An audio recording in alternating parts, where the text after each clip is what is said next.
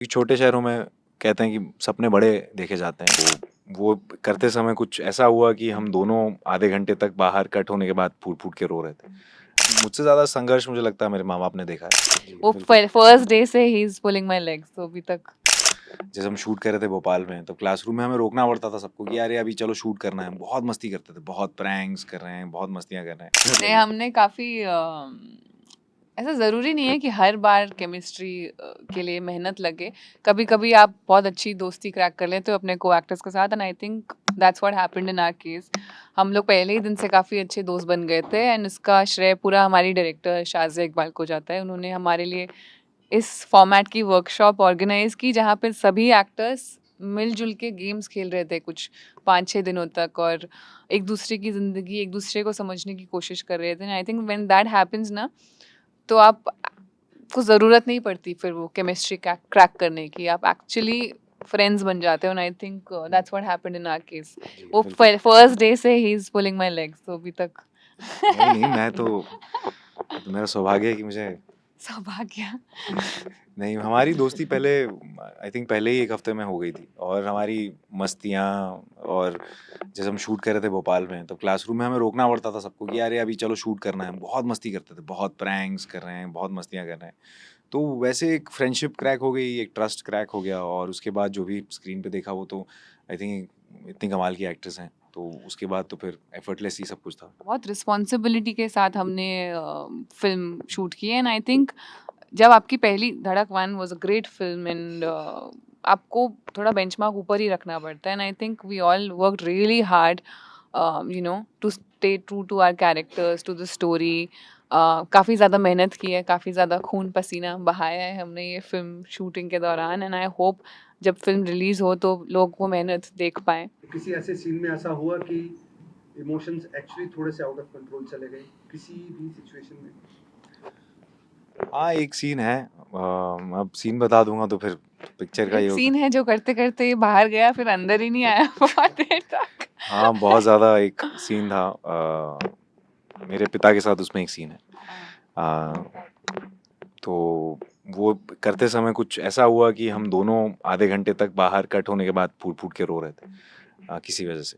तो वो अब जब देखेंगे तो आपको शायद समझ आएगा। तो वो हुआ है, 1 आध 2 बार हुआ है। यही है लड़ने और मरने के बीच में एक को चुनना हो तो लड़ना, तो वो वही ट्रिगर पॉइंट है वहाँ पे।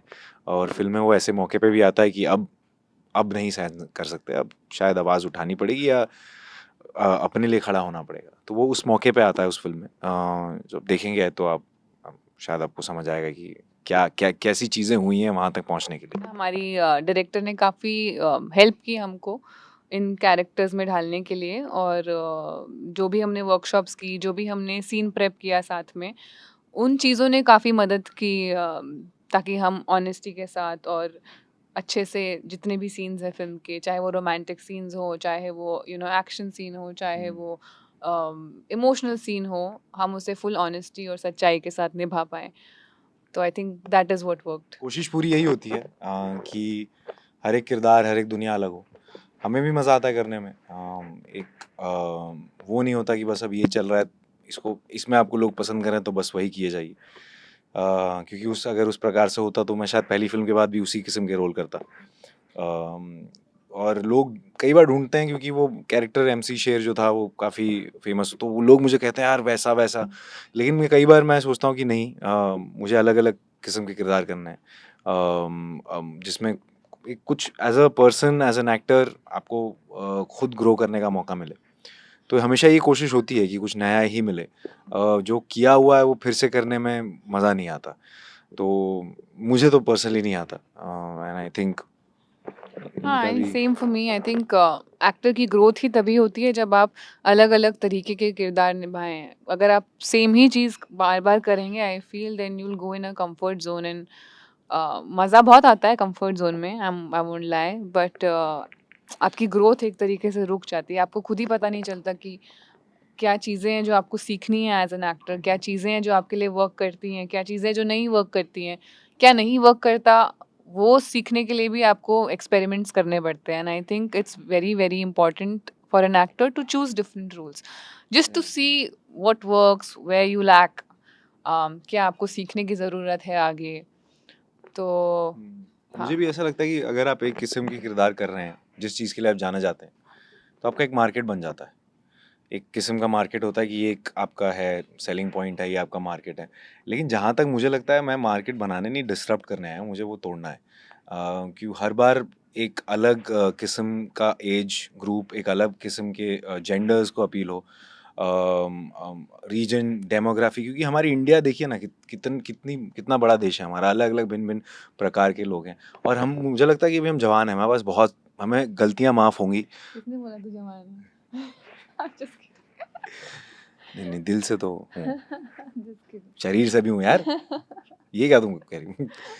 तो अभी है, हम गलतियाँ माफ़ होंगी और यही समय है एक्सपेरिमेंट करने का। शायद एक समय आएगा जिसके बाद लगेगा कि नहीं यार, अब क्या करें, हम नया क्या करें। लेकिन वो एक कलाकार की हमेशा से ये रही है। But I think वो भूख हमेशा रहनी चाहिए कुछ नया करने की, कुछ बिल्कुल। डिफरेंट करने की। एक नई स्क्रिप्ट में क्या मैं तो एक ही सवाल पूछता हूँ खुद से कि क्या मैं ये फिल्म देखने जाऊँगा। और कई बार होता है कि शायद स्क्रिप्ट कमाल की हो लेकिन शायद वो मेरे मतलब मेरे टेस्ट की ना हो, कई बार ऐसा भी होता है। तो मैं शायद फिर अपने दोस्तों से, मम्मी पापा से सलाह लेता हूँ कि क्या मैं सही सोच रहा हूँ। लेकिन पहला सवाल यही होता है, क्या मैं ये देखने जाऊँगा। अगर मैं जाता तो मैं जाता, अगर ये देखने तो अगर हाँ होता है तो फिर हाँ होती है, और अगर ना होता है तो फिर ना होती। वाह, क्या बात है। I think for me, if I can connect to the character, मुझे उनकी ज़िंदगी थोड़ी बहुत कुछ इंस्पायर करे और थोड़ा चैलेंजिंग लगे कि as an actor this it will be interesting to play this, और मुझे लगे कि यार डर लगे स्पेशली कि ये कैसे होगा। आई थिंक दैट्स व्हेन आई से यस, क्योंकि वो डर रहना आई थिंक बहुत ज़रूरी है for any actor, for me specially, क्योंकि जब तक वो नर्वसनेस नहीं रहती ना तब तक मज़ा नहीं आता। तो बलिया से आया एक लड़का इतना बढ़िया काम कर रहा है इंडस्ट्री में, अच्छा नाम कमाया है, कैसा फील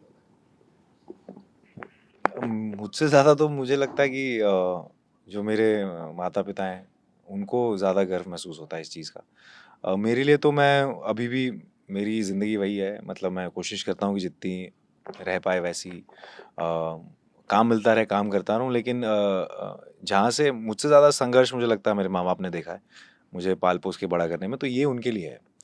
तो ये उनके लिए है कि एक होता है ना कि इतने मेहनत से इतने सारी चीज़ें करके आपको पाल पोस के बड़ा किया, तो वो मेरे लिए ज़्यादा महत्वपूर्ण है। मेरे लिए नहीं है ये, मुझे लगता है मेरे माँ बाप के लिए है, मेरे दोस्तों के लिए है, जो हमेशा से साथ रहे हैं, बचपन से, स्कूल से, सीए डेज, जब काम नहीं था तब भी साथ रहे हैं। तो उनको, उनके लिए मुझे लगता है ये ज़्यादा इम्पोर्टेंट है। और कई लड़के हैं जो मेरे गाँव में जिनके सपने बड़े-बड़े हैं, क्योंकि छोटे शहरों में कहते हैं कि सपने बड़े देखे जाते हैं। और मैंने इसी पे कुछ लिखा हुआ था कभी, जब मैं अपने पोइट्री पेज पे लिखता हूँ कि छोटे शहरों में जो आपने मोटरसाइकिल देखी होगी, उसमें ना वो रेयर व्यू मिरर निकाल देते हैं, देखा होगा, होते नहीं है, क्योंकि पीछे देखने की आदत नहीं है ना छोटे शहरों को, हमेशा आगे देखना है, बड़ा देखना है। तो मेरा हमेशा से वो विजन रहा है कि छोटे शहर में जितने लोग और इंस्पायर हों, और इतनी सारी कहानियाँ हैं वहाँ, और ज़्यादा एक्सेस हो बॉलीवुड में उन चीज़ों का। जिस तरह से साउथ में कह सकता हूँ मलयालम सिनेमा हो, चाहे तमिल हो, जिस तरह से वो लोग वो भावनाएं पकड़ते हैं, क्योंकि इतना रूटेड कहानियाँ आती हैं, कहाँ से आती हैं। मैं चाहता हूँ कि बॉलीवुड में भी वही सारी चीज़ें हों, वहाँ से लोग आएँ, राइटर्स आएँ, कलाकार आएँ, और आ रहे हैं। अभी बहुत अच्छा समय है जब ये शुरुआत हो गई है। और जब ये देखेंगे तो आपको ये समझ में आएगा कि ये प्योर ऑनेस्टी, पूरी दिल से ये फिल्म बनी है और एक कुछ बात कहना चाहती है। और अगर आपको वो बात समझ आ जाए तो बहुत बढ़िया, नहीं तो इसके गाने तो बढ़िया हैं ही, और स्टार कास्ट खूबसूरत है ही और बाकी लव स्टोरी है ही। तो ओवरऑल इट्स एक हर चीज़ आपको ये मिल जाएगी। तो आई थिंक ये एक एक्सपीरियंस होगा थिएटर में देखना इसे। Thank you. Thank you.